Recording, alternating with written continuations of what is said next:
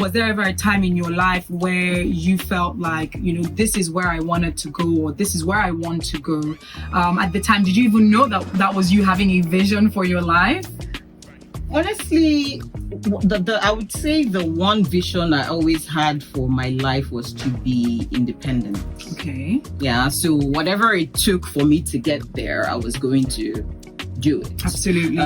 One thing I always say is wherever you are and where you want to get to, do something called the gap analysis. Yeah. Okay. What do you need to do to close that gap between where you are and where you want to get to? That's what will begin to define what you need to do. Those little steps that you need to take every day to inch you closer to where you need to get to. So yeah, I mean, I would say that my vision for my life is evolving. Yeah, I always have something I aspire to, but like I say, there's always, I would not say moving the goalpost. So when you get there has to be more, right? But it's important to take some time to also document.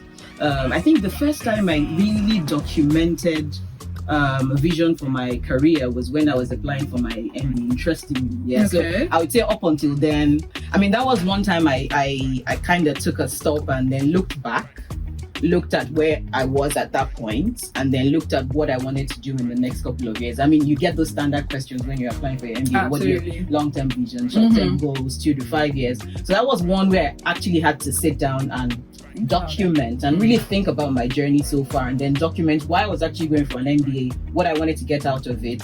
And it was really, really instrumental in me ensuring that what I wanted to achieve by actually going for that MBA was clear. And in hindsight, I mean, it's interesting because that's the first time I actually really documented my journey. Yeah. I look at a lot of it and I'm like, oh, tick, tick, tick, tick, tick. That's great. So it's important that yes, we write down our goals, we write down our visions, we define our visions, but it's more important to do that analysis to know what do I need to do to get there. So yeah, I think that was one time. That was I started my MBA in 2017. Yeah.